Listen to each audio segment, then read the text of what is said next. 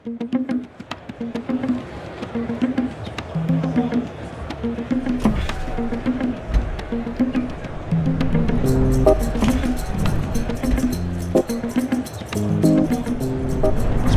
it's great to have you here today. Thanks for having me. So you're coming up on the 5-year anniversary of your sale of the Raleigh operations, is that right? Correct, yeah. I can't believe it's been 5 years, man. I know. Wow. So, you run ProForce in Charlotte now. Mm-hmm. You sold off Raleigh years ago. Yep. How'd you get into the space? Yeah, back, actually before I got into the space is what got me into the space. Mm-hmm. I went on a mission for the church that I attended back then. I grew up LDS, so I served a 2-year Spanish-speaking mission, and people that I met on the mission ended up doing door-to-door sales. They worked for Altera, and so that's what got me into it. They recruited me. There was a lot of money to be made. Dropped out of college to pursue that. Well, you dropped out of college to sell on the doors. Yeah. So what year was this? That was 2012. Okay. Yeah. So you started in 2012 with Altera. How long did you stick around at Altera? 3 years. Yeah. So you stayed all the way through the sale in 2015? No, let's see. I left right before they sold. Okay. Yeah. I still remember the date. It was November 9th, 2015. Okay. So you left, then what? So that was the hard part, right? I was talking to my dad about what's next. Mm-hmm. You know, I think everybody that ever starts a company, it seems like, that I've talked to, they worked for a company. They felt like there was things that they would like to see different. Yep. And I saw a lot of those things that I wanted to do differently. Wanted to have more control over those aspects of the business. Wanted to be able to offer other services like mosquito and termite. I felt like I was missing out on opportunity while I was on the doors. Yep. And so talking to my dad, he was like, "Hey, I'll invest." He's like, "You've done really good.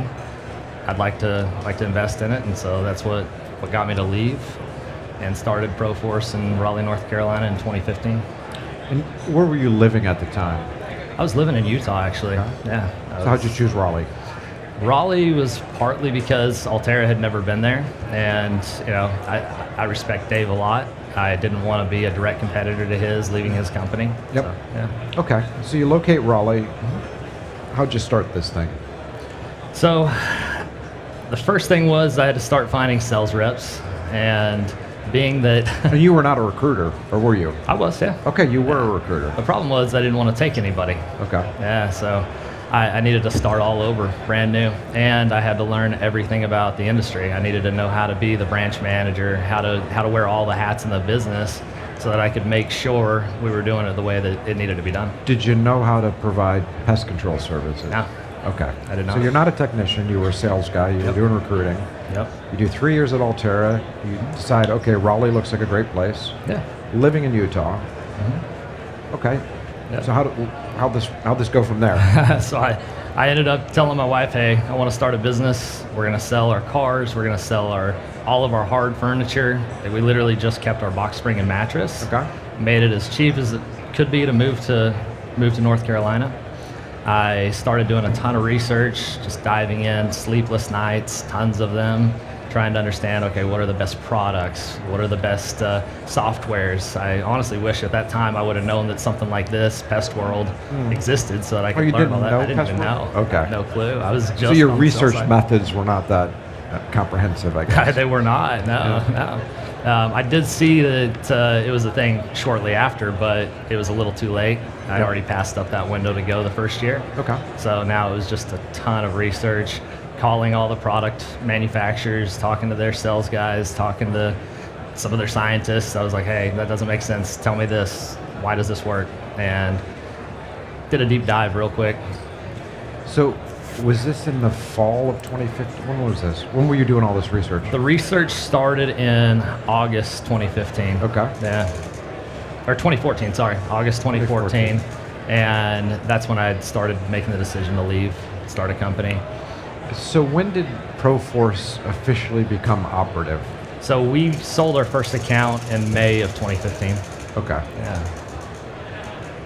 And how many reps did you have? We had 7 that first year. Okay. Yeah. How did you recruit them? So my brother was going to school at Utah State University, and he had actually worked with me at Altera before for one summer.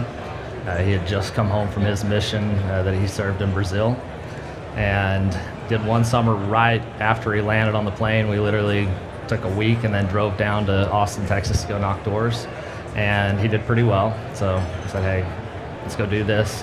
Now, there is kind of a family dynamic there. I grew up in a divorced family, so my brother Sterling was from my mom's side of the family, and my dad was the investor. So Sterling is your half-brother? Yeah, I have no full blood. I'm the only one. Okay. So you've got your half-brother. He's younger than you. He joins you, and then I guess you recruit 5 other individuals? Yeah. So at that point, I said, hey, all of your roommates in college, all of your friends, let's start talking to them, figure it out. I didn't have time to do a lot of the recruiting because I had to learn how to run a pest control business. I'd never been a business owner. My dad was a business owner, really successful, and so I saw him doing it, but I didn't grow up with him. I grew up with my mom, and we were dirt poor, basically living in the next apartment complex over from government-assisted housing. Yeah, we were eating food that said the Church of Jesus Christ of Latter-day Saints on the box because couldn't afford the food sometimes. Not because it tasted great. No, it didn't taste like it. Okay. Yeah. So, you kicked this off in 2015. Yeah. What was it like what sort of snafus did you have in that early period of trying to figure out how to be a manager, a technician, the whole 9 yards? And actually, even before I asked that, you're in North Carolina, which is a notoriously difficult state to get licensed in. I learned that real quick. It is actually, I think it may be the most difficult state in the union. So let's talk about that, how that happened. So I get to North Carolina and I started learning really fast. In fact, before I even got the first customer, I already had somebody trying to sue me. That was somebody that I was going to hire to be the service manager. I needed him to hold the license. I had made him not really an offer. I gave him a letter of intent, and he took that as a contract, and he couldn't get his license quick enough because that was my first experience with how difficult North Carolina is. It's a really hard process to get your license, even though you've been in the industry for a long time like he had, and you know your stuff. Yep. So what happened? So he tried to sue, didn't work out. What was the cause of action? What was he trying to sue you for?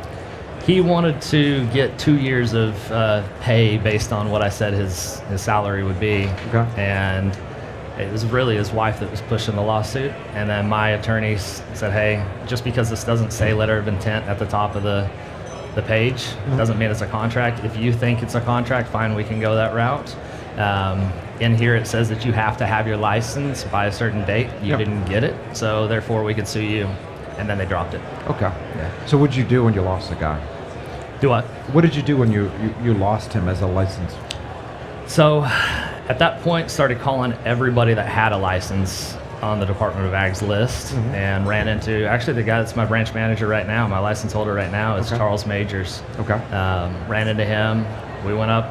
He lived 3 hours away from Raleigh at the time. Met him at a McDonald's halfway in between where he was and I was, and had a great little chat. He decided to come on board and be the license holder. It was easy. I can see that. So who was actually servicing the customer while you guys were selling? So some of it was me. A lot of it was Charles, and then we hired 2 technicians in the beginning. Quickly learned that wasn't enough, needed a third. The sales guys actually came out swinging. We did pretty good. 7 guys, we put on over 1,500 accounts that first summer. And the problem with recruiting out of Utah State was that it's kind of a short summer. It's only 3 months. So in 3 months, we put on 1,500 accounts. And that was a big learning curve. How do you service all those accounts that quick with a brand new business? So 1,500 accounts is roughly $600K in recurring revenue? Yeah, a little shy of there. We weren't doing the best on contract value. That's a lesson I learned that year. Okay. So how did the first year end up, how did it close out for you? You put on 500 and change in revenue. You were paying your bills? No, it cost us $300,000 to do that. Okay. So my dad was the investor.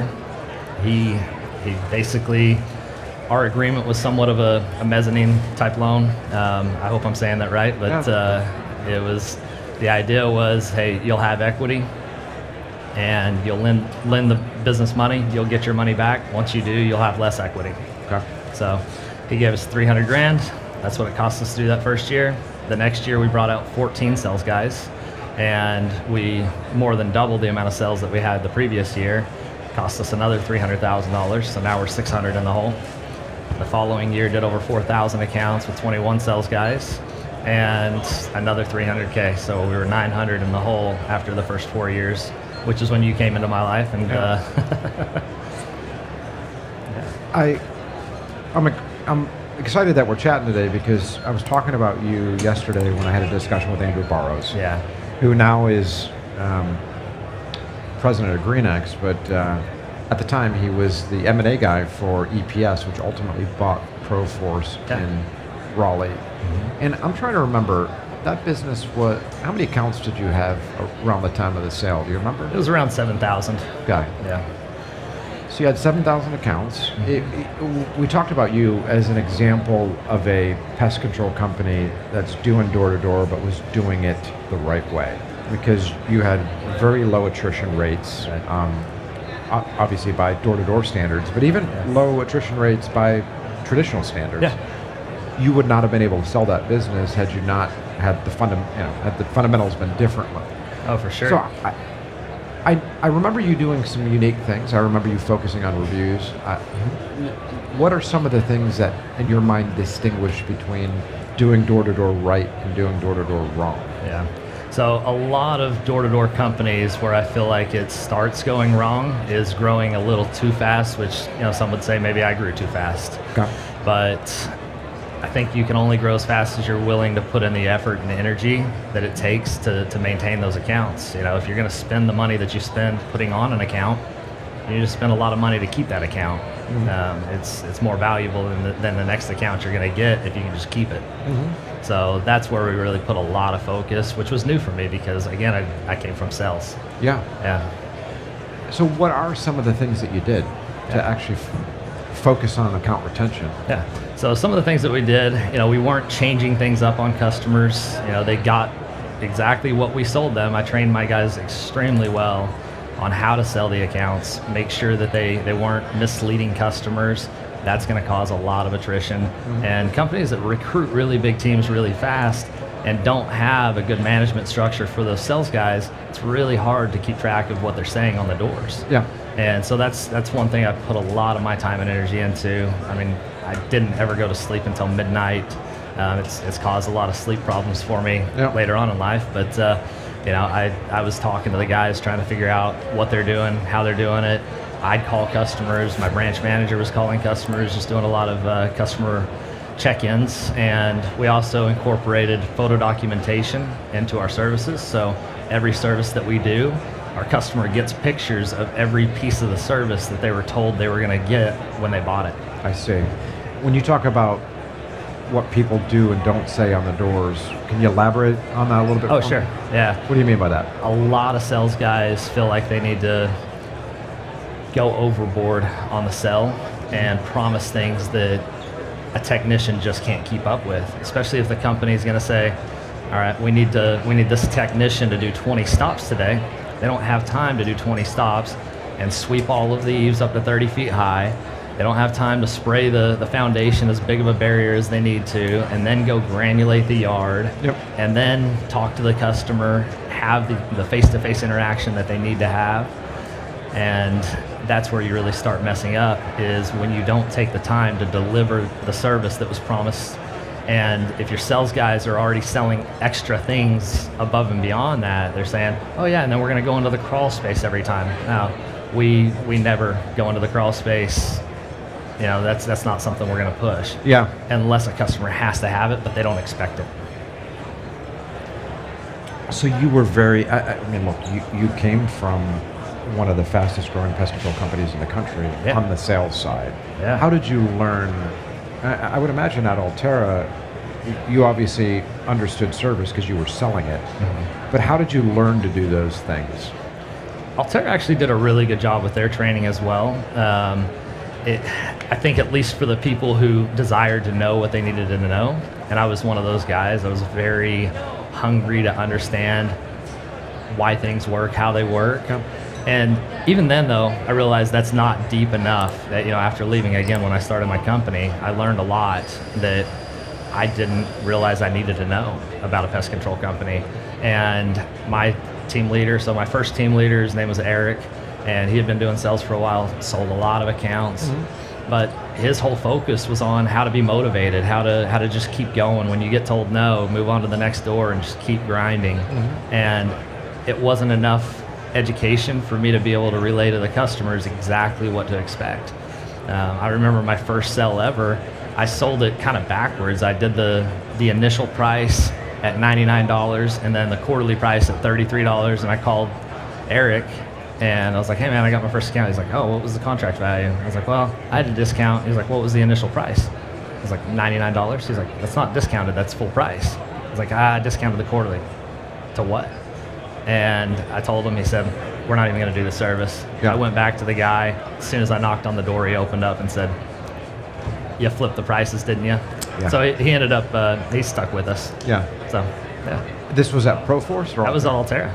Okay. Yeah, that was my first sell ever. So what were some of the biggest,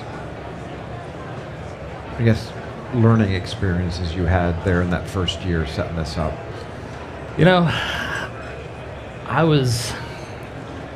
don't know what the biggest would be. That's a really hard thing to say. This is much bigger and more important than anything else.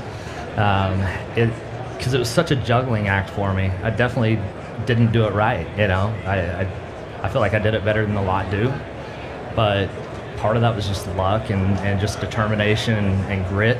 Going out there, not giving up. Again, I was willing to sell everything I had and not pay myself. I mean, I was living off of nothing. I was very poor. How long did you not pay yourself?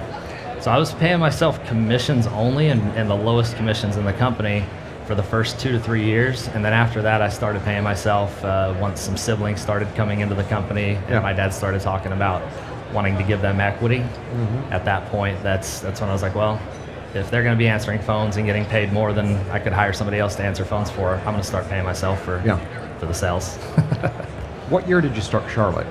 Charlotte was 2018, actually, yeah. So the same year we sold the Raleigh location. Yeah. And what made you start in Charlotte? I mean, you were already growing Raleigh. It's a big market. Why do Charlotte as well? The sales guys were getting tired of being in one spot, so we knew just to keep some of our good guys, we needed to open up a new market to give them something fresh. I wanted to continue to densify Raleigh, so we actually took our biggest team back to Raleigh that last year in 2018, put a small team in Charlotte, and since I was able to stay in Raleigh, I lived in Raleigh at that time, it made it easier to just have the big team there again. Is that a recurring problem with door-to-door sales where sales teams get tired of being in the same market? Yeah, you knock on the same door every year for 4 years, and you just start beginning to expect, they're going to say no. And that's not good for your mental state. So, do you feel like in door-to-door now, like some markets are extremely highly saturated with teams? Yeah, Charlotte's extremely saturated. Nashville, a lot of California markets, Texas, Let's talk a little bit about Charlotte. So you started in 2018, it's 2023 now. What have you seen just in that particular market on the door-to-door side over the last 5 years? Yeah, so when I got there, my sales reps never called me saying that they were knocking with somebody else. Now we've got, solar companies are everywhere. Let's see, we had Arusa knocking this year with a pretty decent sized team. We had Aptiv knocking there with a really big team. And neither of those companies were really doing much in Charlotte the first year again. So it's drastically changed. Every day this year, my sales guys would call me and say, yep, ran into another team. I've got 4 companies I don't even know the names of right now because they popped up so quick in Raleigh, like Bold, or in Charlotte, and some other companies that I wasn't expecting to have with us. So this was a really tough year for us knocking doors. So when you say ran into another team, literally they're in a neighborhood and there's a bunch of other guys walking. They're knocking the door right across the street from you. And then they see that you sold that one, and then they come over and knock that door and try to take the account. Right after somebody sold it? Oh, yeah. How does that work? It doesn't always. If the previous sales rep was a really good sales rep and did a good job closing them and selling them on the benefits, and your company is different enough in a way where you can provide the benefits that that person was really looking for. And the nice thing is, a lot of these companies, they hire so many sales guys. The typical guy that's knocking right across from you is not always that 1,000 account rep that can just sell anybody. Yep. So most of the time, it didn't really matter. It was just a morale issue. Yeah. The guys just didn't want to be knocking across from somebody. So when you think about like the Charlotte market in particular, with the saturation of door-to-door folks, I mean, what does the next few years look like there? So we're gonna go back to Raleigh. I love Raleigh.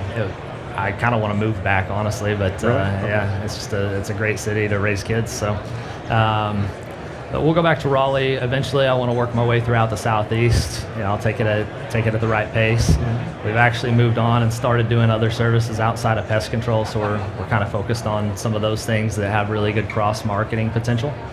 So that's been a big focus of mine as well. Do you think Raleigh will experience the same sort of issues that Charlotte has? Oh yeah, absolutely. At the end of the day, you can't be worried about competition. You can't be worried about all the issues, because if you're willing to fight, what I tell my guys all the time, I'm like, look, if you can breathe in, that means you're still alive, right? Mm-hmm. If you're still alive, that means there's fight left in you. Why not go out there and just keep fighting? Does that slow down though the ability to get new customers though? It does. Yeah, saturation definitely hurts. It causes more cancellations as well. People promising big things, and it's hard to convince the customer that some of these things just aren't even possible that the sales rep sold them on. And you'll lose the customer, you'll get them back once they realize, yep, that was snake oil I got sold. What are you seeing now here in 2023 from a customer demand perspective in the market? From a customer what? Customer demand perspective. There's a lot of demand. I think that right now one of the struggles that we're seeing is we're having to help some customers out, because I think that a lot of people's wallets are hurting right now. Inflation's really taking a big toll on my business. We're a premium business. We don't charge $75-$80 a quarter. We're charging $49 a month. So $150 a quarter. Okay. Are you noticing more pushback on price this year? Yeah, definitely. When you break it down into a monthly pricing, though, I think that pill's a little bit easier to swallow for them. Yeah. So we've really liked that transition. This was the first year we did that. So we were able to increase the average contract value by quite a bit. Didn't have to discount nearly as much. It's weird how somebody, when they hear it's just $49 a month. Yeah. That's way better than it's just $129 a quarter. Yeah. Are you doing termite? Yeah, we're doing a lot of termite, actually. That's something we're pushing heavy. I'm actually starting to transition out of summer cells. Anybody that wants to come and work with us for a summer, we're looking at that more as an internship. Okay. And then we want to bring them on as year-round sales guys. So now I'm more so chasing the $1 million a year guy, not the $100,000, $200,000, $300,000 a summer guy. I know there's $1 million of summer guys, but I'm chasing those guys too. And they'll knock year round? Yeah. So they'll knock year round, especially with us. That's one of the changes we made. We started offering other services that are really relevant in the winter months, like gutter cleaning, pressure washing. So I've got the ProForce Pro Wash brand that does all kinds of house washing services and Christmas lights and some other things. And I've got really good business partners that are running that arm, so that I don't have to get distracted. I'm very focused on the pest control side, and I just help them with growth. So will a sales rep sell multiple services? Yeah, and it's better for them. One of the reasons I had left Altera is I had talked to Dave Royce and asked him, hey, why aren't we selling mosquito? And he said, well, we're doing things right. We're growing fast. We're the fastest growing company in the nation, or pest control company in the nation. I don't think we need to change that right now. So I'm missing out on opportunity, and my sales guys are. So that's why I wanted to do that. And I've noticed, this year's been great. My guys sold a lot of pressure washing services. They've sold some crawl space encapsulations. Now have a home inspection company that's also referring a lot of business over to the pest control company, over to pressure washing. So it's been great. So when a rep makes a sales approach, is it just for pests? Somebody buys it, oh, we have add-on services, or are they walking up saying, I can do this, I can do that, I can do this, I can do that? How does that work? So here's one of the beauties to it. When you're knocking on doors and everybody's already knocked their door about solar, they've already knocked it about pest control, not many people are knocking it about pressure washing. Yeah. So a lot of the times we're actually starting with, instead of, hey, I'm with ProForce Pest Control, it's, hey, I'm with ProForce, we're a home services company. We're taking care of a few of your neighbors down the street, like Mike and John. So Mike, he's actually getting his house washed tomorrow, doing his driveway, his house, his windows, and his roof. We're actually cleaning his gutters while we're there. Wanted to talk to you about it. We're offering a huge discount since the truck's already going to be here. And now that's a new pitch that they haven't heard. So it opens the door a lot longer. And then once you start breaking down the price of that, if they do a roof wash, a house wash, a driveway, you're $1,500, $2,000. Then you say, hey, who are you using for your bugs? And then they say, I've got Orkin or whoever it might be, right? You say, are you married to them? Not really, no. Okay, perfect. Well, if I give you a 20% discount off of that $2,000 service, we're looking at saving you $400. If I could switch you on the pest control, I'll give you a 20% discount over there. So now it's an easy sell on the pest control. And it's not even about pest control. You don't have to oversell, overpromise. Yeah. We just saved them a bunch of money on a $2,000 service that they wanted. And I would imagine if they said, I'm not interested in pressure washing, then you would automatically go to pest. Yep. We'd go to something else. We'd say, yeah, actually, Jim wasn't looking to get his house washed right now either. In fact, he was looking for pest control. He was having some issues with the ants. He's seeing a lot of spiders. There's even been some rat activity in the area. So at that point, you're on to pest control. And then if they're not interested in that, then you can talk to them about doing an inspection for them and checking out their crawl space and move on to something else. Or if you're not doing great at transitioning and keeping the dialogue going, then now it's on to the next door. So I guess this satisfies the age-old issue of why somebody would go from pest to solar. Yeah. Because it's bigger dollars. It is. Yeah. Interesting. Yeah. And when did you start to diversify into these other services? How long have you been doing this? This year. So it's been 12 months of doing a lot of other services. About 18 months actually for the home inspection company. But again, we're not selling that on the doors though, so that hasn't helped the sales guys at all. So you're talking about like typical home inspection. Somebody's going to buy a house, they need a home inspector. Correct, yeah. Is that almost exclusively based on residential real estate transactions, or are there other reasons why somebody would get an inspector? I want more commercial. That's one thing we're really heavily trying to go after right now, and that'll help us get more commercial accounts on the pest control as well. So that's a problem we're trying to solve. We see a lot of low-hanging fruit in that industry, and so that is something we're pushing heavily as commercial. I see a lot of home inspection businesses getting into pest control. Yeah. In fact, I had a group come down to Puerto Rico and spend time down there talking to me about pest control. There was a dozen or so people that came down because, you do 5,000 inspections a year and you figure 10, 15, 20% of them have bug issues and they have all sorts of home issues. Yeah. So, I've seen literally, we did a transaction some years ago called Inspect All Services. Yeah. They built a $7 million pest control business literally from referring inspection clients to a new entity that they created to do pest control, and ultimately the pest control business is far more valuable than the inspection business. Yeah. Will you then focus on building a standalone inspection business? So it's ProForce Home Inspections. It's got the same branding just to help with brand identity and recognition. Outside of that, I've got a business partner that's running that completely. I rarely have to touch it, except for this morning. He sent me a text that the software company that we're using is making a massive change because they got sued by another software company. And so there's a fire to put out there this morning. But other than that, we figured out the solution to it in a matter of a couple hours, so we're good to go there. But aside from that, I was talking to last night at Pest Daily, Patrick, his pest control company that he had built was a lot of it was built off of doing WDIRs and then selling them other services. Well, my home inspector's doing WDIRs as well.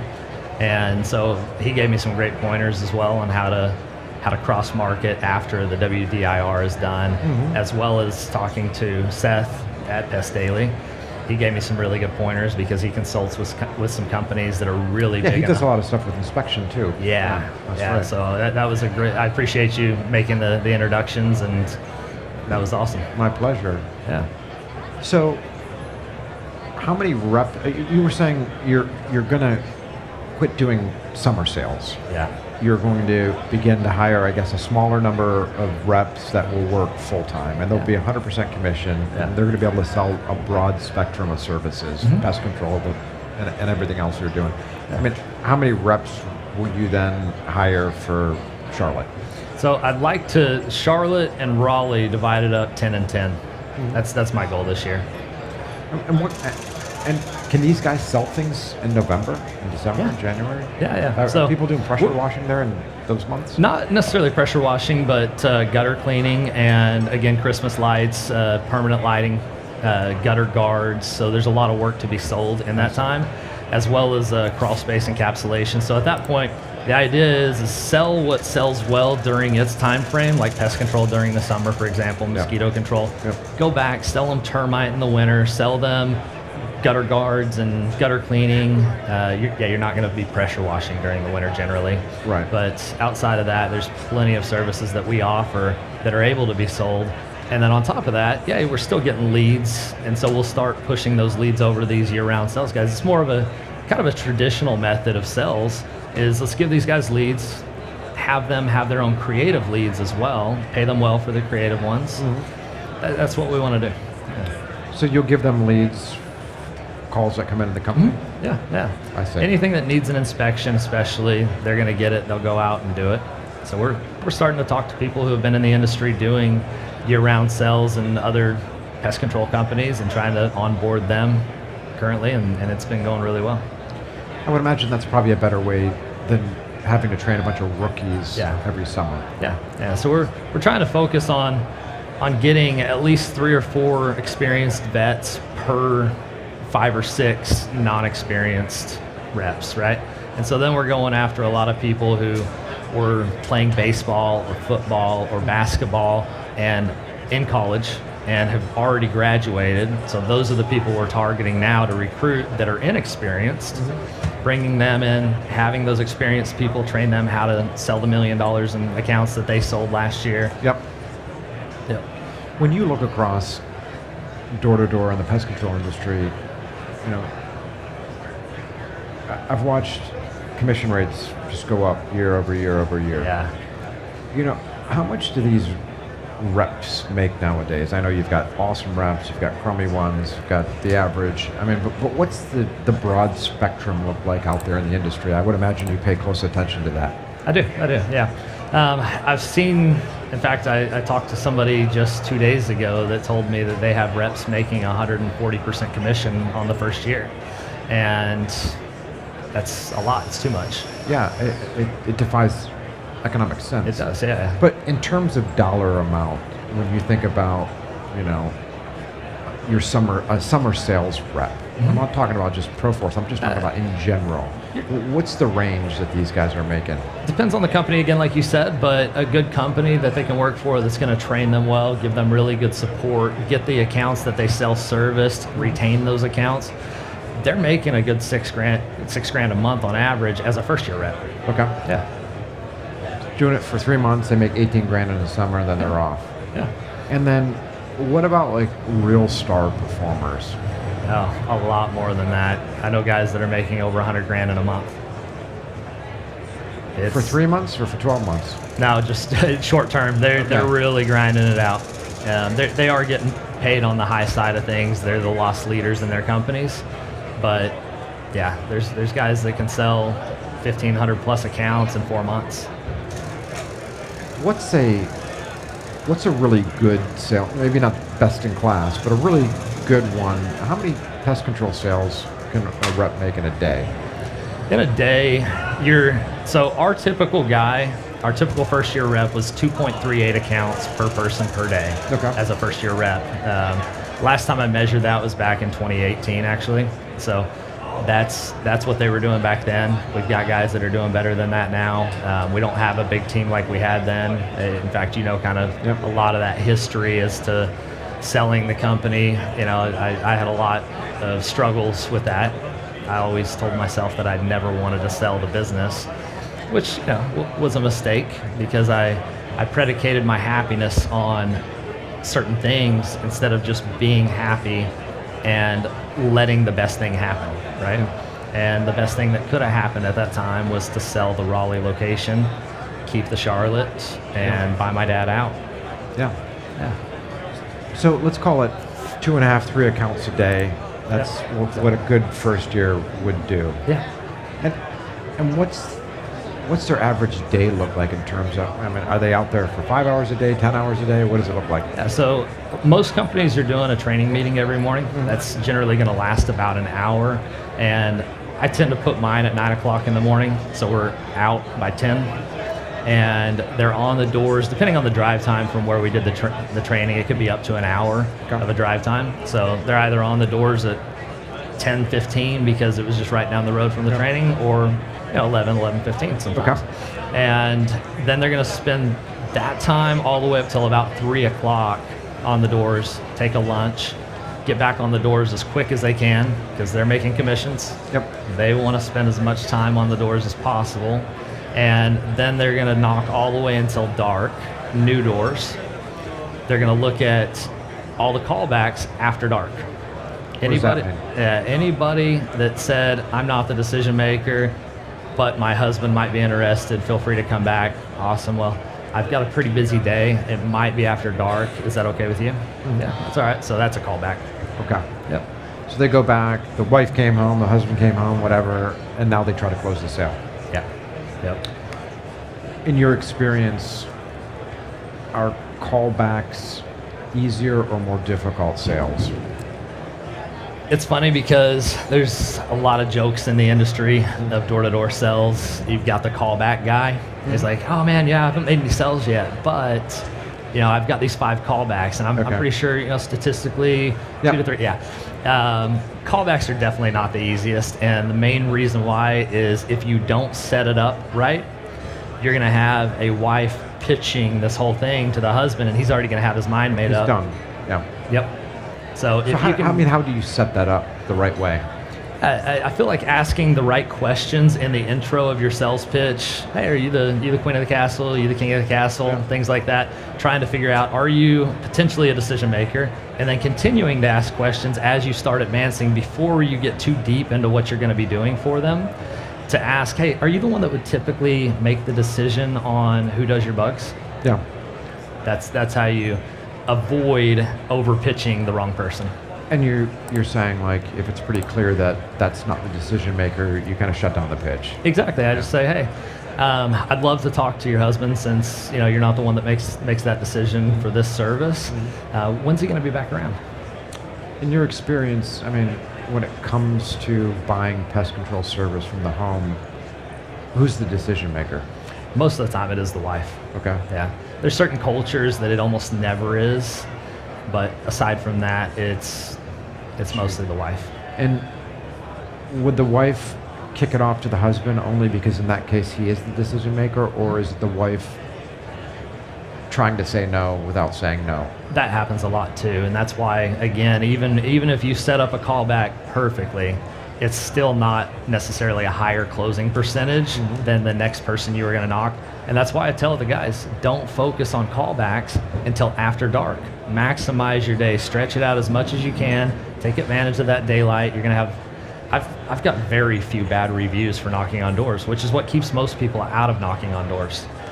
I talk to pest control owners all the time that tell me, I don't want to get into it because of all the bad reviews that come from door knocking. Yeah. I said, well, you just got to do it right. Well, it's true. You didn't have many bad reviews from door knocking. Some companies do. Yeah. Some companies it's atrocious. Yeah. How do you do door to door and keep from getting all those nasty reviews? Yeah. One, you have to make sure your guys are being extremely professional, and you have to help them understand the incentive to not getting bad reviews. How much harder, Paul, is it going to be for you to sell the next door neighbor when they look at the reviews and they're bad, right? Yeah. You're going to have a tough time, so don't generate that bad review for the company. How often is it nowadays that people have smartphones. So how often does somebody's on the door, I pick up my phone and what's the name of your company? I type it in and look it up. How often does that happen? It happens quite a bit. It's not a majority, but when you start having people that have concerns, they have objections. One of the frequent objections is, okay, come back later or call me tomorrow or let me talk to you tomorrow. I need to do my research. And all that ever means is I'm gonna look at your reviews. Yeah. Yep.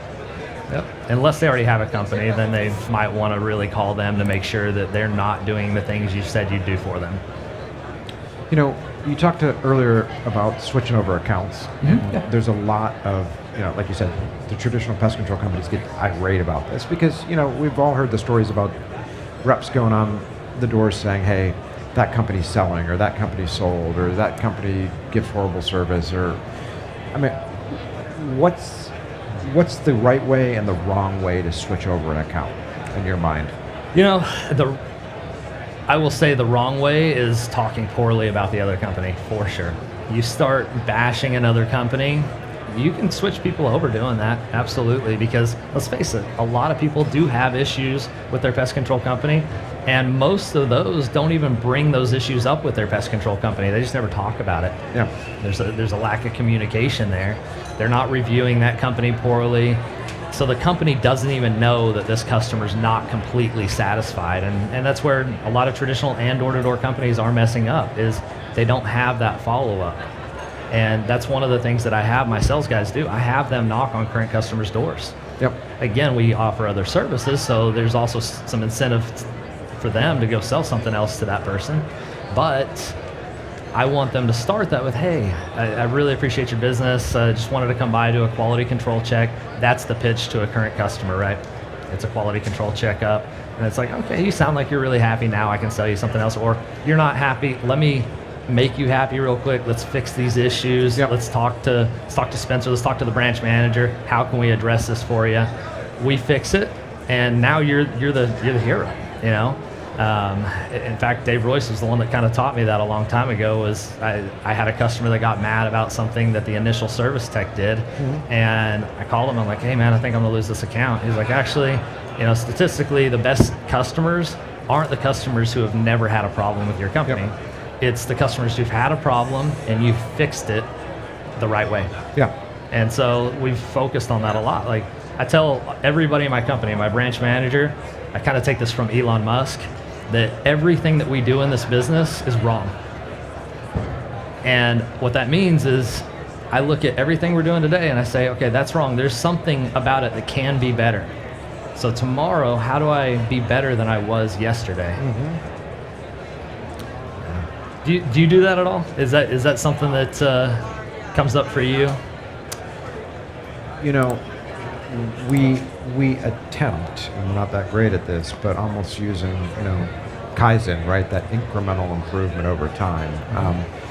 It's the first time I've heard somebody say everything that we do is wrong. Yeah. So I have not looked at it, and I'm pondering this as you talk about it. So I haven't done that yet. I'm gonna do it. I'm gonna come back to you on that. Okay. Thank you. Yeah. So there's a right way to do this. The wrong way is talking trash about the other pest control company. So would you then train your people? You go to the door, somebody says, hey, I use Orkin, I use Terminix, whatever. Is the next question, are you happy with their service? Is that usually where you go with that, or no? No, that's not where I go with it, no. Because at the end of the day, if they are happy with it, that's okay. Do we have benefits that we can give them that they're not currently getting? That's really where we want to get to, is how can I benefit you? What problem can I solve for you? Paul, we all have problems. Mm-hmm. I've got tons of problems, right? And you've solved a lot of problems for me. So I'm very appreciative to you for solving those problems for me. Mm-hmm. That's what got me into business with you. I've referred you other people because of the problems you're able to solve for me and how you go about that. You're an extremely good listener, and a big part of sales needs to be listening. You have to listen for those problems. You've got to be watching, seeing their body language. Did you say something that hit them, talking about the ants with the neighbors that they were dealing with, and they're like, oh yeah, they might not want to let on to it, but their eyes will tell you, something about them will tell you that, you've been seeing the ants too? Yeah, there it is. Interesting. What would you say do you have any anecdotal data on how often accounts get switched over? So for us, I will say that the majority of the accounts we put on are switchovers. Really? Yeah. Really? Yeah. I'm surprised to hear that, although it does make logical sense because somebody that's currently has pest control already has demonstrated that they buy pest control services. Yeah. And so I'm surprised. It's actually an easier sell, in my opinion. Is it? Yeah. And the reason why is because the people, especially now, budget's a big deal. Well, guess what? If you've already got pest control, it's in the budget. It's done. Yeah. It might be a little bit different. You might have to adjust your budget a little bit, but it's there. So you're saying, I've got pest control, you come to my door, you're trying to demonstrate the value above and beyond what I'm currently getting. And that's a differentiated services perhaps. That's, Sure. I mean, it's like, I guess in closing here, I want to kind of run down an example of this. So you come to the door, talk to me for a minute, I say, hey man, I've already got pest control service, you're wasting your time. Yeah. So, Paul, do you have any problems outside of pest control that I could solve for you? Again, I'm a home services company, so it's a little different for me. Yeah. And we've changed that. That's fixed it a lot. That's increased the amount of switchovers that we've gotten. Makes sense. Because of being able to provide services that these people are looking for, and they can do it all under one umbrella. They love it. So you're saying by the fact that you guys provide these ancillary services, the actual pest control service is now at risk, because if you can provide other services, they'd be more likely to go with you. Yeah. I learned that, honestly, I learned that from ABC Pest Control down in Texas, Bobby Jenkins. I had the hardest time when I was knocking doors in Austin switching over ABC customers. In fact, I had probably 15, 20 ABC customers that signed up with Altera that didn't cancel ABC. And the reason why is because they didn't want to lose their discounts on all the other services that they were getting from ABC. That's all it was. And so right now, it's if I came to your door and you told me, hey, I've already got pest control, get lost. Yep. Awesome. Well, does your pest control, are they doing just the general pest control? Or do you have termite service with them, mosquitoes? What all do you have with them? What are they providing you? And then you're going to tell me what you've got. And if there's a gap there, then I've got an in. Got it. I'm not getting termite. You might Talk to me about Centricon or what have you. Exactly. Have you ever tried to sell termite as a standalone service on the doors? We pushed that pretty hard this year, actually. And I'm interested. How did that work? It worked pretty good. So Alex, one of my sales guys, he was the one that did it the best. He also had the most experience in door-to-door anyways. So the hard part is taking a first-year rep and training them all of those things. So that is a big pain point for us with all the services we offer. You can't take a first-year guy and say, here, go sell all of these right now. Perfect one, move on to the next, and keep adding in things that you've got in your arsenal. But Alex did a really good job of being able to break it up and say, okay, hey, look, you're happy with your company. Your cousin does your pest control. You're not going to leave your cousin. Right. Do they have their termite license? Are they doing your termite for you? No, actually, they don't do my termite. He can't do that. Awesome. Well, look, don't leave your cousin. Let's talk to you about just the termite. Yep. And that worked out. We got quite a few accounts from that. But what about people that don't have pest control service now in general? Would they just do termite on a standalone basis, or is that rare? So here's the hard thing when it comes to door-to-door anyways, is a lot of the door-to-door guys do want to target brand new neighborhoods because they've got people that just moved in as well. So that is the easy side when it comes to non-switchover. But as well, the people who have signed up with somebody, they haven't created a loyalty to them either. Yeah. And so at that point, it's a much easier sell. But a first-year homeowner, they've already got termite. Yeah. Yeah, so that's really tough. I see. Yep. Interesting. Well, Spenser, this is a fantastic conversation. I think I've gone deeper into the mechanics of door-to-door with you than I have with any other guest, so I appreciate you taking us down that path. Thanks for doing it. Yeah, absolutely. Cheers, brother. Thanks.